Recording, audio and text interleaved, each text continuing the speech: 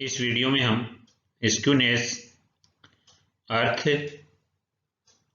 Types of distribution and objective of skewness का अध्ययन करेंगे। स्टैटिस्टिकल एवरेज के द्वारा समंग श्रेणी के जो केंद्रीय प्रवृत्ति है, सेंट्रल टेंडेंसी है, उसकी जानकारी प्राप्त होती है। जो एवरेज निकालते हैं वन मीन, मोड, मीडियन या हार्मोनिक मीन, ज्योमेट्रिक मीन है, उनके द्वारा।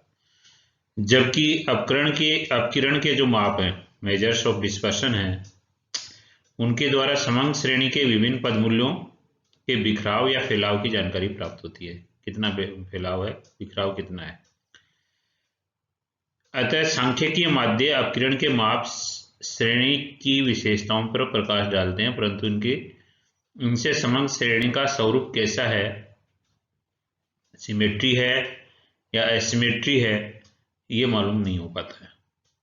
अन्य शब्दों में, केंद्रीय प्रवृत्ति से समंग श्रेणी के विभिन्न मूल्यों का फैलाव या प्रसार सिमेट्रिक है या असिमेट्रिक है, ये जानकारी विषमता के मापों के आधार पर ही संभव है।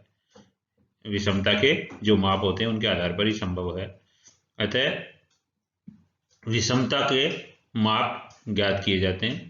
तो विषमता का अर्थ क्या है, मीनिंग क्या है स्क्यूनेस का? विषमता का माप एक ऐसा संख्यात्मक माप है जो किसी श्रेणी की असममिति, एसिमेट्री को प्रकट करता है। पेडन और लिंडक्विस्ट के शब्दों में एक वितरण को विषम कहा जाता है। वितरण को विषम कब कहा जाता है?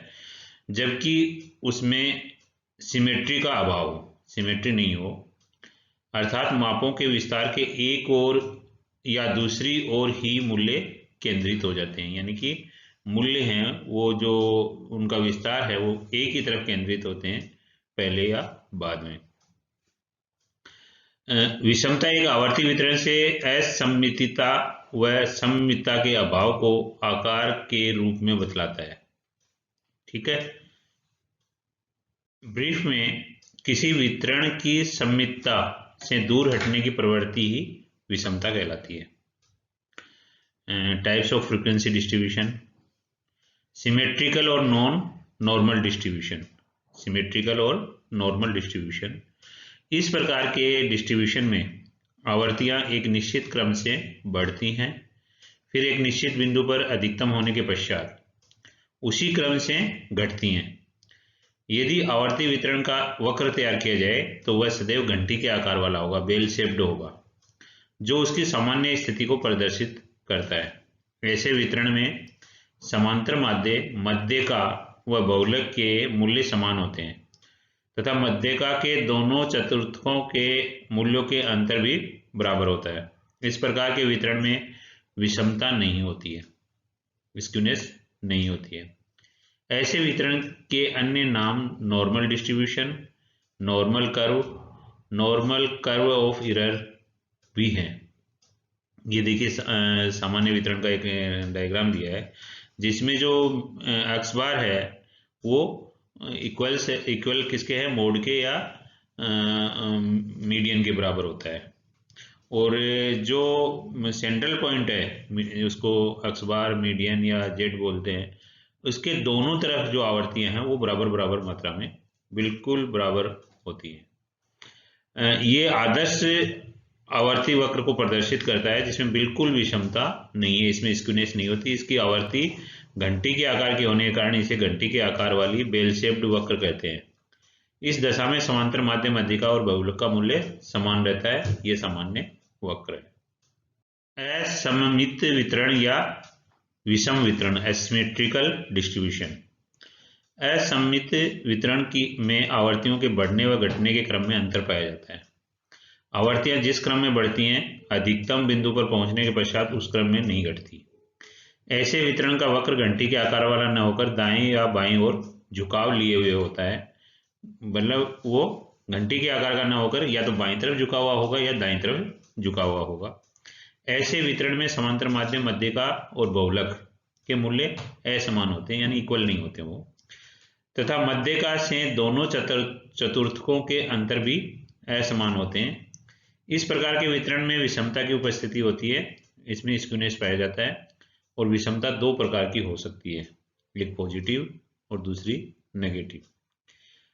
धनात्मक विषमता में यदि वक्र का झुकाव दाहिनी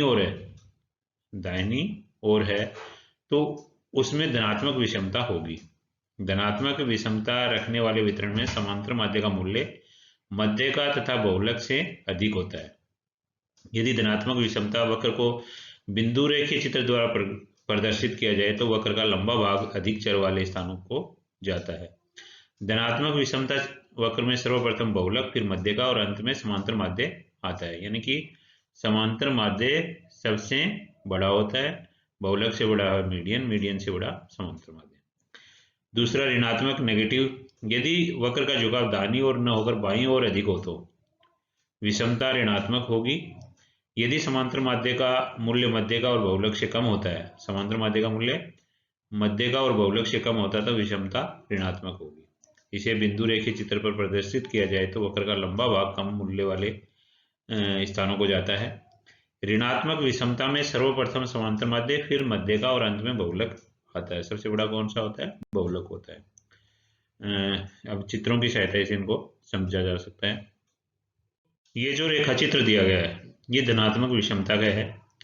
इसमें असममित बंटन वाला वक्र केंद्र से दाहिनी ओर को अधिक फैला हो सकता है, मतलब दाईं तरफ ज्यादा फैला हुआ है, और या बाईं ओर को। द्वितीय आकृति से दाहिनी ओर झुकाव वाली थोड़ी विषम वक्र दिखाई गई है। इस दशा में समांतर माध्य का मूल्य मध्यिका से अधिक होता है और मध्यिका का बहुलक से अधिक। इस प्रकार बहुलक का मूल्य सबसे कम होता है। ऐसे आवर्ती वक्र धनात्मक विषमता पॉजिटिव स्क्यूनेस को प्रदर्शित करते हैं। ये जो रेखा चित्र है ये ऋणात्मक विषमता का है। ऋणात्मक विषमता को प्रदर्शित करता है। इस दशा में बहुलक का मूल्य सबसे अधिक होता है और समांतर माध्य का सबसे कम। मध्यिका का मूल्य इन दोनों के मध्य रहता है। ऐसा वक्र बाईं ओर विषमता को प्रदर्शित करता है। एक सारणी में विषमता के विभिन्न स्वरूप दिए हुए हैं। देखिए साइज दी हुई है, आकार दिया हुआ है 5, 10, 15, 20, 25, 30 और 35। ये एक्स की वैल्यूज होगी और फ्रीक्वेंसी जो डिस्ट्रीब्यूशन है वो 3 दिए हैं, ए, बी और सी करके। पहला जो फ्रीक्वेंसी है उसमें देखिए सबसे पहले फ्रीक्वेंसी है 100, फिर 300, फिर 500, फिर 700, हाईएस्ट तक पहुंचा और फिर उसी क्रम में नीचे आ गया 500, 300 और 100, यानी जिस क्रम में बढ़ा उसी क्रम में कम हुआ। तो यहाँ क्या है कि स्क्यूनेस का अभाव होगा, स्क्यूनेस नहीं होगी इसमें। एक्स बार, मीडियन और मोड तीनों इक्वल होंगे, तीनों बराबर होंगी। और Q3 माइनस एम है, मीडियन है, वो मीडियन माइनस Q1 दोनों बराबर होंगे। Q3 में से मीडियन घटा दें और मीडियन में से क्वार्टाइल फर्स्ट घटाएं तो दोनों का जो रिजल्ट है वो इक्वल होगा। इसको नॉर्मल डिस्ट्रीब्यूशन बोलते हैं। अब दूसरा स्वरूप देखिए, इसमें फ्रीक्वेंसी है, देखिए पहले है 100 से सीधी 900 यानी कि एकदम से बढ़ गई, फिर धीरे धीरे घट रही है 500, 400, 300, 200, 100, यानी एक बार तेजी से बढ़ी है उसके बाद धीरे धीरे कम होती गई है। तो इसको बोलते हैं धनात्मक विषमता, पॉजिटिव स्क्यूनेस। इसमें एक्स बार है वो सबसे बड़ा होता है, मीडियन उसके बाद और जेड उस सबसे अंत में होता है। ये इसमें Q3 माइनस एम का मान है वो m माइनस Q1 से बड़ा होता है। दाहिनी ओर झुकाव होता है skew to the right. Skewness कौन सी साइड में होती है? Skew to the right side में झुका हुआ रहता है ये, और पॉजिटिव स्क्यूनेस बोलते हैं। अब नेगेटिव स्क्यूनेस कौन सी होती है?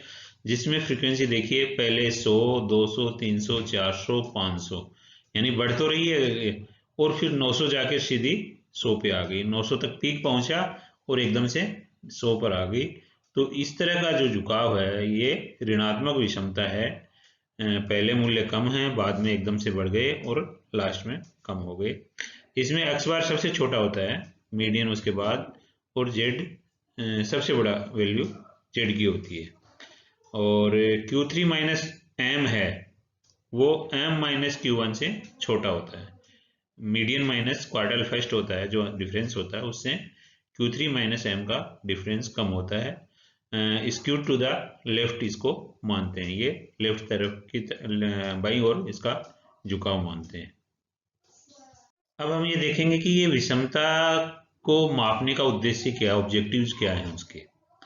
तो एक समग्र श्रेणी में विषमता को ज्ञात करने के जो प्रमुख उद्देश्य हैं, उनमें सबसे पहला उद्देश्य ये है कि ये आवर्तियों में घनत्व की मात्रा और प्रकृति ज्ञात करने में सहायता प्रदान करता है, चाहे घनत्व न्यून मूल्यों में हो या अधिक मूल्यों में।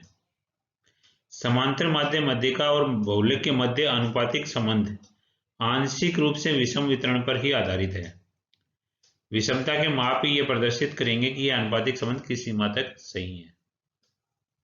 ये वितरण की सामान्यता ज्ञात करने में सहायक होता है, मतलब नॉर्मलिटी को अगर सामान्यता को अगर ज्ञात करें तो उसमें सहायक होता है। सामान्य वितरण की मान्यता पर सांख्यिकी के अनेक माप निर्भर करते हैं।